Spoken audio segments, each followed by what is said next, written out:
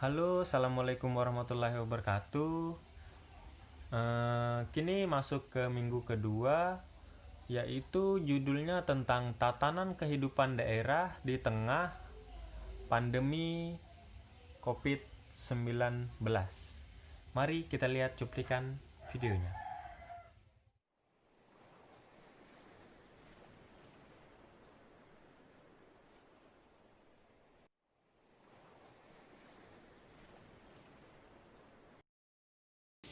Jembatan ini merupakan jembatan penghubung perekonomian di Muara Calong dan Muara Bengkal.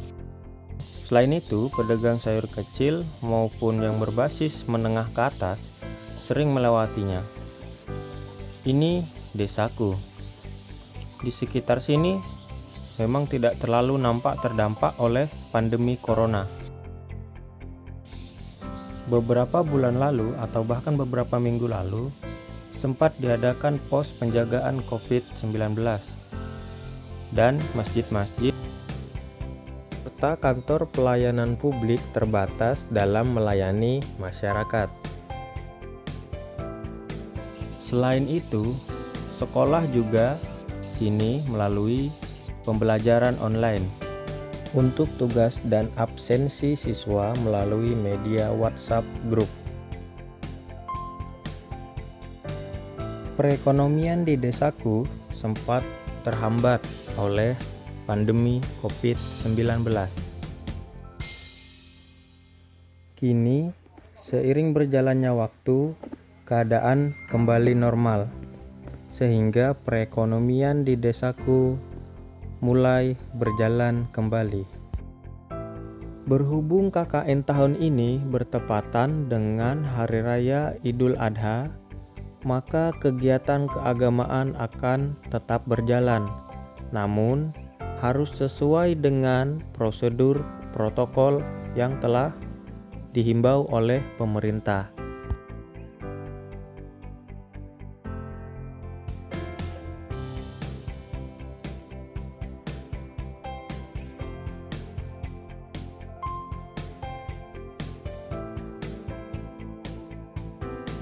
Terlepas dari dampak negatif oleh pandemi COVID-19 tersebut, dari itu masyarakat di desaku menjadi lebih kreatif dan aktif dalam mencari nafkah. Semisalnya, kini mereka mulai berdagang online.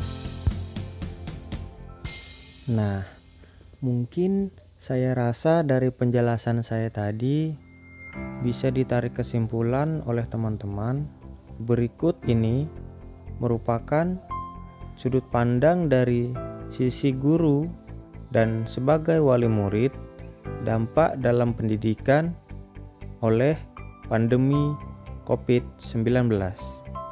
Mari kita simak secara seksama.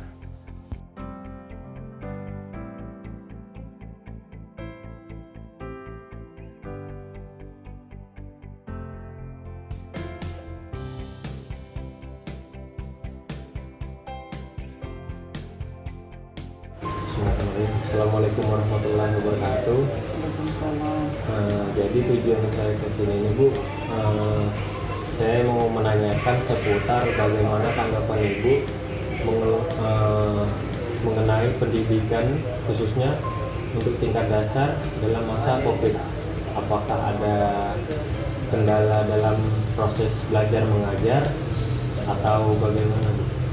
Kalau kendala masih ada ya, terutama yang berhubungan dengan ini kan sekarang kan tidak bisa tatap muka langsung ya. Jadi kita akan istilahnya belajar daring. Nah, daring ini tidak semua siswa bisa melakukan karena tidak semua siswa memiliki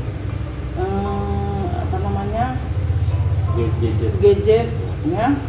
Bahkan meskipun ada yang punya gadget, kadang jaringannya pun tidak memadai, kadang hilang, kadang ada. Jadi dengan ini dari sekolah punya solusi.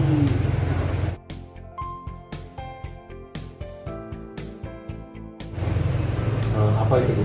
Solusinya? Solusinya yaitu dengan cara cara modul dari materi pembelajaran itu sekolah memprint out dari semua materi setiap satu tema per subtema itu per minggunya. Jadi kita berikan di situ dikerjakan, tapi untuk absen kehadiran siswa kita lewat grup wali kelas masing-masing, ya kan?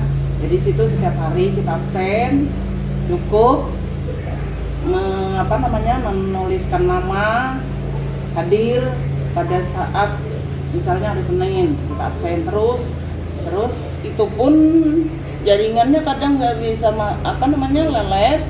Jadi bagi yang masuk pagi, jadi kita pantau dari jam satu hari full dari jam 8 sampai jam 6 sore absen masih tetap jalan.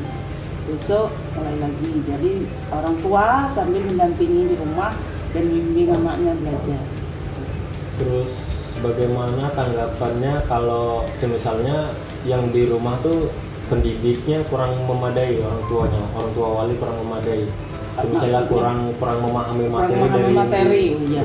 Kalau itu kami punya ini, kalau orang tuanya kurang memahami, kita siap konsultasi. Kalau orang tuanya belum paham, kita udah bagi modul, mereka belum paham, kita share lagi di grup. Bagi orang tua murid yang belum memahami tentang materi yang ada di modul, silahkan konsultasi ke sekolah. Tetapi tetap mengikuti aturan yang di prosedur COVID itu, dengan syarat pakai masker dan tidak boleh membawa anak kecil ke sekolah untuk saat berkonsultasi. Jadi dari sekolah siap memberi penjelasan. Tapi bagi mereka yang paham tidak ada masalah, langsung aja. Itu semisalnya ada orang tua dari salah satu murid datang ke rumah untuk minta didik, itu bagaimana responnya? Kalau yang selama ini tidak ada yang minta bantuan datang ke rumah, ini selama ini belum ada. Jadi mereka hanya datangnya ke sekolah pada saat jam kerja.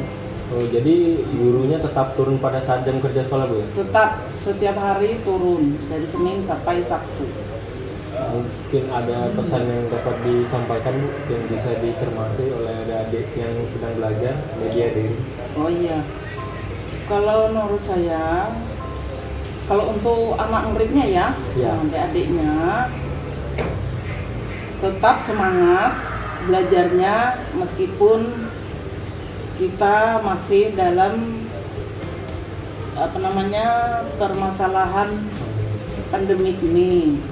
Dan lagi jangan putus asa kalau ada materi yang belum dipahami. Mudah-mudahan nanti masa pandemi ini berlalu, ada anak murid yang belum paham, kita jelaskan kembali dan bisa belajar kembali seperti semula, seperti sedia kala, dapat tatap muka langsung dengan muridnya. Dan untuk orang tua, jangan merasa bosan membimbing anaknya di rumah, mendidik anaknya di rumah, dan kalau anaknya banyak tanya itu lebih bagus karena mereka ingin lebih tahu. Tapi kalau anaknya tidak ada tanya, anak saya tidak tanya, Bu, kalau berarti anaknya tuh kurang kooperatif dengan masalah pelajarannya, kan cuma nerima aja. Jadi ibu-ibunya, bapak-bapaknya maupun adik-adiknya tetap semangat. Ya, jadi biasanya kalau belajar online ini gampang-gampang susah juga. Yang gampangnya pertama satu, isian bisa lewat YouTube kita lihat. Oh, searching gitu. Iya. Kedua, anak-anak sulit dipadahi, artinya kalau disuruh belajar di rumah nggak mau, banyak larinya main inilah main itulah, nggak mau. Jadi bagaimana baiknya tuh? Nah, artinya kalau menurut saya lebih baiknya bertatap muka secara langsung gitu. Tapi namanya pandemi ini ya, artinya apa daya lah, mudah-mudahan pandemi cepat berlalu, bisa bertatap muka maupun anak kuliahan SD dimanapun, anak-anak duduk di meja sekolahan maupun kuliah bisa turun aktif kembali. Ada pesan yang dapat disampaikan seputar pelajaran kanaknya? Artinya ya mudah-mudahan lah, artinya kami sebagai wali murid bisa membantu, karena belajar online ini ya kembali ke putaran awal. Anak-anak sulit, kita ngomong gini anaknya nggak mau, sulit lah, artinya maunya enak bertemu muka lah ya, mudah-mudahan cepat berlalu, artinya bisa turun kembali anak kuliahan maupun di mana, mudah-mudahan cepat berlalu. Jadi pesannya supaya dengan adanya media daring ini supaya wali murid juga paham dengan apa yang disampaikan oleh guru untuk belajar dari rumah nih ya. Ini untuk adiknya nih, siapa namanya nih? Reno Muhammad. Oh, Reno Muhammad, kelas berapa? 5 SD. Jadi selama sekolah tuh pelajaran apa yang payah dipelajari? Matematika ya. Jadi untuk walinya dalam Artinya dalam mengambil tugas per minggu, 1 minggu itu kan diganti paketan, berupa paketannya seperti ini. Artinya 1 minggu ngambil gini, isiannya kita catat, minggu ke depannya kita antar isiannya langsung ke sekolahan. Di per minggu itu 1 minggu klop 1 tugas, kali ini kan 2 tugas biasanya gitu ya. Jadi klop, jadi tiap minggu ganti-ganti pelajaran gitu pun isiannya. Jadi 1 minggu sekali kita antar ke pihak sekolah. Jadi untuk ujiannya tuh dari tugas-tugas tuh juga ya? Iya, langsung dari tugas-tugas yang diberi bapak ibu guru di sekolah berupa ini. Oke, singkat cuplikan dari saya. Semoga cuplikan ini bermanfaat, dan bagi teman-teman yang merasa ini sangat membantu teman-teman, mohon dukungannya dengan like, komen, share, dan subscribe channel ini agar bisa berkembang lebih baik lagi. Sekian dari saya, terima kasih, sampai jumpa.